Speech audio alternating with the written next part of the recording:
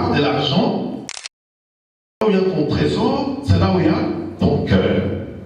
Et quand ton cœur est là-bas, alors quand nous touchons là-bas, nous voulons savoir réellement, ton cœur là est caché en Dieu, ou ton cœur est au niveau de l'argent.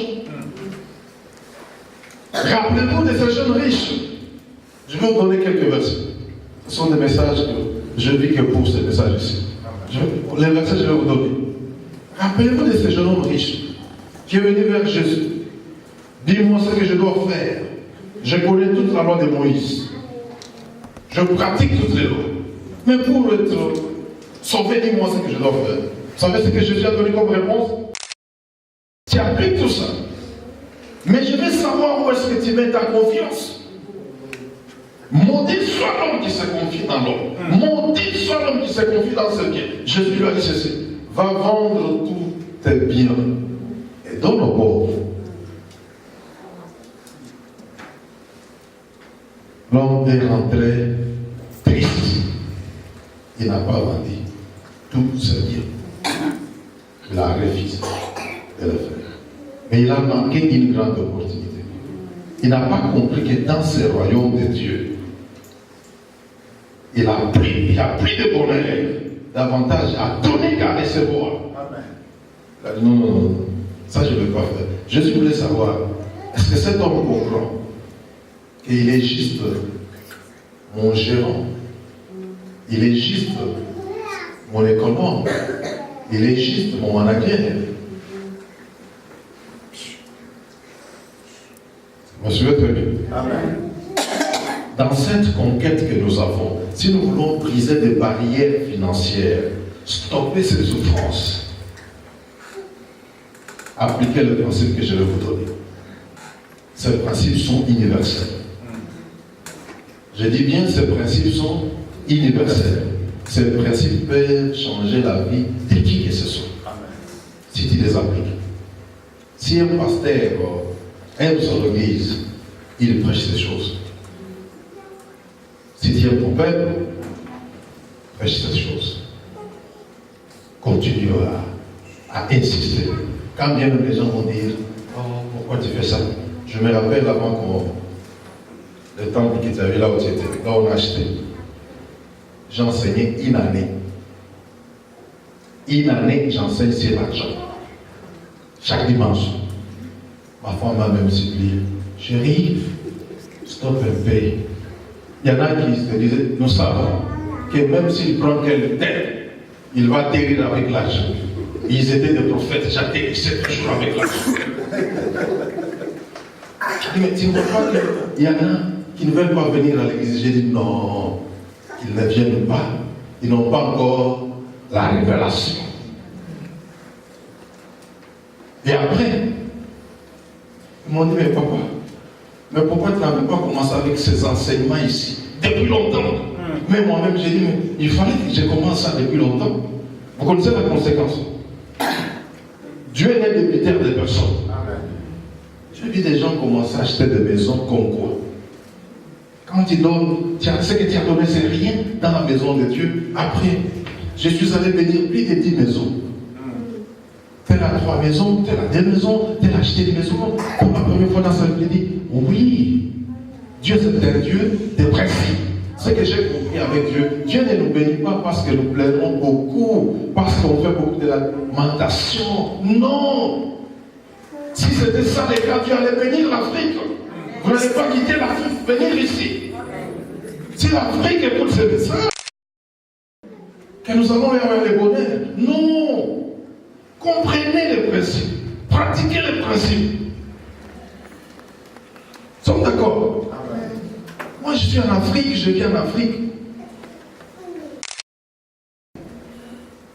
Même ici, vous aimez ici. Vous aimez ici, votre bonheur dépend de ce pays, mais pratiquez les principes. Votre pasteur va vous dire qu'on était ensemble dernièrement à Floride là-bas. On s'est battu. Qui doit offrir le dîner aujourd'hui? Qui doit... Je me rappelle, j'ai récupéré la situation les derniers jours.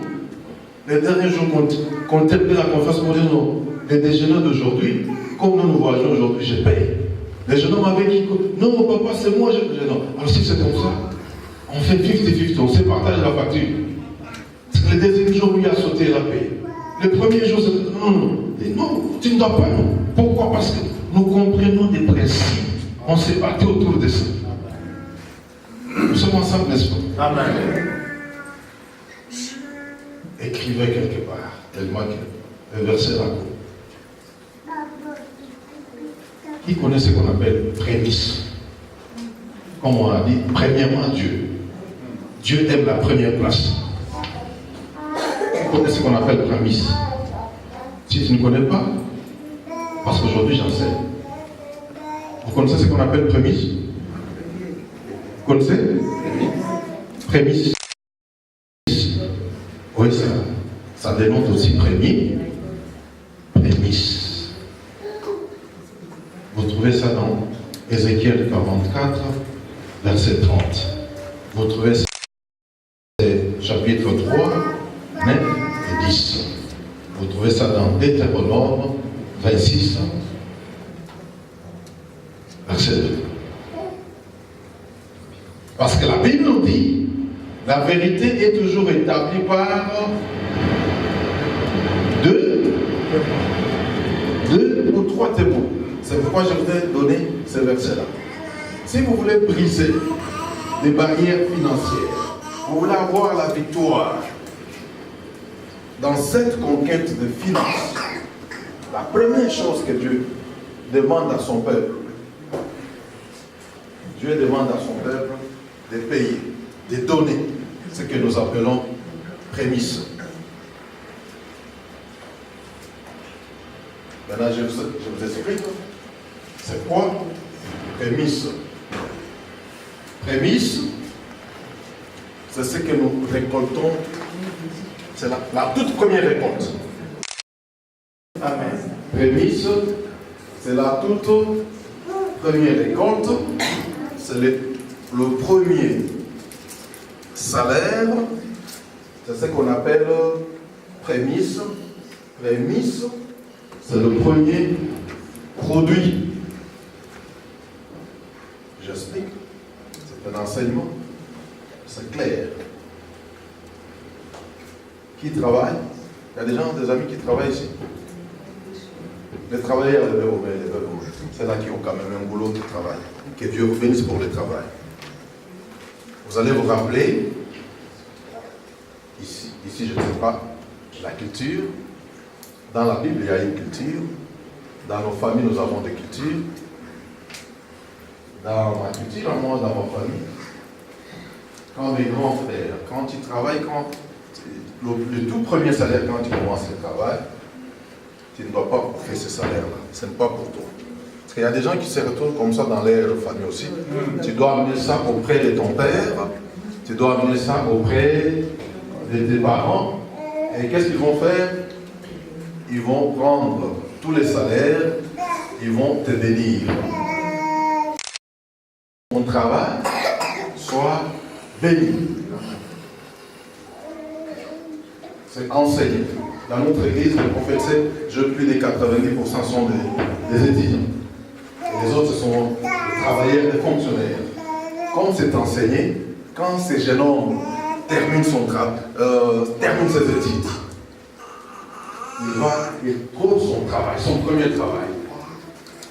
Qu'est-ce qu'il fait? Il travaille à la fin du mois. Il a travaillé tout le monde. Le pasteur n'est pas parti avec lui au travail. Le pasteur ne lui a pas payé ses études. Mais comme il est membre de l'église, quand il commence à travailler, les tout premiers salaires, vous savez où est-ce qu'il amène ça? Vous ne savez pas? Il amène ça chez le pasteur, chez moi ici. Il amène ça où? Chez moi. Il vient avec son salaire. Sans enlever même un euro. Sans enlever $1. Papa, on m'a payé. Et là, je vais dans Ézéchiel 44, verset 30. Je dis, lisons. Nous lisons avec la Bible est claire. Tu vas amener ta prémisse auprès du sacrificateur. Le sacrificateur va te bénir. pour que la bénédiction demeure sur ta maison. Il y a une raison pour toutes choses.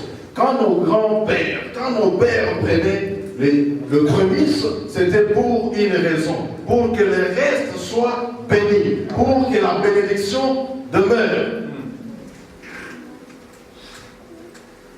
Comment devenir trop calme comme ça?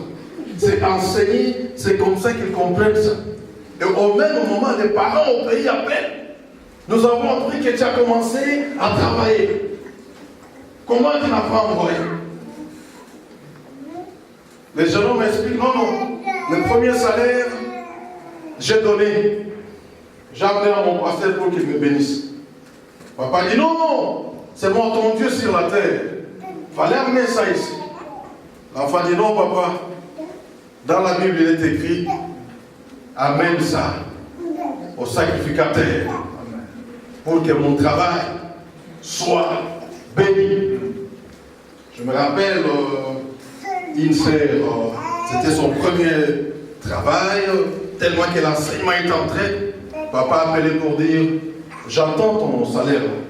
La fille a dit à son père, pour le premier, c'est pour Dieu.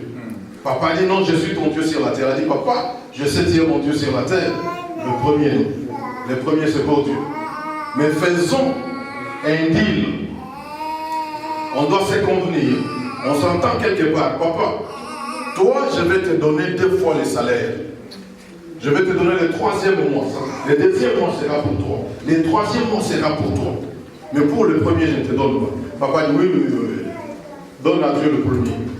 Comme ça, moi, tu vas me donner le 2e et le 3e. Pourquoi?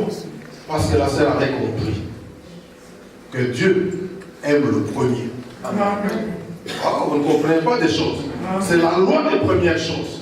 Dieu dit, vous me donnez les premiers. Il a dit même aux enfants d'Israël, quand vous allez entrer dans la terre promise, tout ce que vous aurez comme récolte, vous amenez ça à moi Dieu. Vous n'allez pas manger ça. La toute première récolte que vous trouvez, vous amenez ça auprès des sacrificateurs. Pourquoi? Pour que le reste soit béni. Ça s'appelle prémisse, la loi des premières choses. Et j'ai vu chez les fidèles, les membres de l'église, ceux-là qui ont payé leurs prémices, les tout premiers salaires, en commençant le travail, ils sont stables avec leur travail. Ils sont stables avec leur business. Ils sont stables avec leur vie professionnelle. Il est vrai, quand vous écoutez ça, vous allez dire, mais non, je fais mes études, j'ai souffert, mes parents m'ont payé les études. J'aimerais te dire, c'est Dieu qui aide. C'est Dieu qui donne l'intelligence. C'est Dieu qui donne aux parents les moyens. Les parents sont une ressource. Les parents ne sont pas une source. Nous avons une seule source, c'est Dieu. Amen. J'aimerais dire à quelqu'un, la seule source que nous avons, pas 2 sources, la seule source que nous avons, c'est Dieu. Ton père, c'est une ressource. Ton travail, c'est une ressource. Ce sont les tunnels que Dieu utilise pour nous bénir. Mais nous avons une seule source. Aujourd'hui, ton travail peut être arrêté. Ton business peut connaître des problèmes. Mais Dieu va continuer à pouvoir. Est-ce que vous me suivez très bien? C'est pourquoi nous disons, les premières choses nous donnons à Dieu. Dieu demande le premier zère. Dieu demande les premières choses. Même Jésus-Christ est une prémisse. Il est la prémisse. Il est le premier-né parmi les morts. Si nous avons la vie éternelle, c'est parce que Jésus était notre prémisse. Comprenez ces choses. Les premières choses ne sont pas pour nous, c'est pour Dieu. C'est pourquoi Dieu disait aux enfants d'Israël, tous les fils, le premier-né mâle, sont à moi. Quand il y a un fils né, Dieu voulait qu'on aille le présenter. Il appartient à Dieu. C'est ainsi qu'il a dit, il a tué en Égypte pour dire, vous avez fait souffrir Israël, mon premier-né. Comme Pharaon ne veut pas libérer mon fils, mon premier-né, moi aussi je vais tuer tous les premiers-nés en Égypte. C'est ainsi qu'il y a eu délivrance, c'est ainsi que Pharaon a délivré, a laissé le peuple aller. Parce que Dieu n'a tué que le premier, tous les premiers-nés, chez les animaux et chez les hommes. Parce que Dieu dit, tout ce qui est premier, c'est pour moi. Compris jusque-là? Amen. D'accord jusque-là? Amen. C'est ainsi que quand on grandissait, quand on faisait des choses, parce que si le fils aîné est bon, si le fils aîné est bien éduqué, les autres seront aussi bien éduqués. Si la sœur aînée tombe enceinte, les restes des sœurs réalisent que les autres sœurs, c'est pourquoi on traite toujours directement les aînés, parce que les aînés doivent servir d'exemple, n'est-ce pas? Est-ce que vous me suivez très bien? Amen. C'est pourquoi nous parlons de la prémisse. Vous êtes membre de cette église, on vous a déjà enseigné, on ne nous a pas encore enseigné. Je suis là que pour répéter. Votre pasteur c'était un bon enseignant parce que nous émettons sur les mêmes ondes. Sachez que quand vous travaillez, même quand vous allez commencer à travailler, si vous n'avez jamais fait ça, Dieu c'est un Dieu de restauration. Maintenant, vous n'avez pas le boulot et c'est instable. Quand vous allez commencer le boulot, amenez. Et je suis trop rigoureux avec ça. J'ai dit, ne touche rien là-dedans. Quand Dieu dit amène tout, amène tout. Il est arrivé un frère, il amène tout. Il n'a même pas l'argent pour payer son transport pour aller au boulot. Vous savez ce qui se passe? Quand il me donne le tout là, j'ai dit, ça appartient à Dieu. Je prie, je peux mettre ma main dans ma poche, je dis, ça maintenant c'est pour ton transport. À la fin du mois, rembourser ça. Oh ouais. Je me rappelle, une fois un jeune homme m'a amené une bonne enveloppe, son ami avait. Mais son ami avait des problèmes d'argent. Donne-moi. Il dit non, ça c'est la prémisse. Je dois amener à l'église. Son ami ne comprenait pas c'est quoi la prémisse. Il est venu pour chez moi le pasteur. Parce que tu peux me dépanner là. Mon ami a refusé de m'aider, il m'a dit que c'est la prémisse, tout ça. J'ai dit oui, ça c'est la prémisse. Ton ami ne pouvait pas te donner ça. Ton ami travaille, toi tu ne travailles pas. Toi tu dis mon ami m'a abandonné, je saute. Non, ça c'est la prémisse. Je dis ah, parce que moi je ne comprends pas ce que vous imposez aux gens. Nous avons grandi ensemble. Comment mon ami peut. Non, non, ton ami cherche à stabiliser son travail. Amen. Ça, on ne touche pas. Tu touches, tu ouvres une porte à l'ennemi. Il dit ah, je comprends. Mais quand il a vu son ami prospérer, c'était un moyen d'évangélisation. Il dit, mais mon ami, comment toi tu es toujours stable? Tu as toujours un travail? Il dit, non, regarde ce que je fais. C'est ce qu'on nous enseigne. Vous me suivez très bien? Amen. Je donne un autre exemple.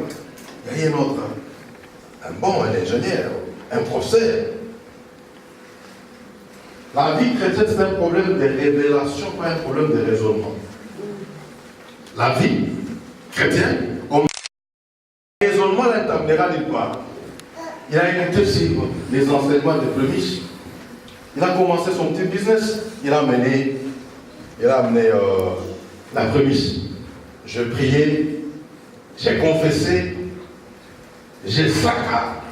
Vous connaissez le terme saccagé, n'est-ce pas? J'ai parolé, j'ai saccagé, j'ai béni.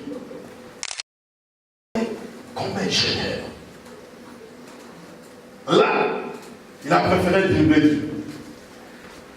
Cette fois-ci, il n'a pas amené la prémisse.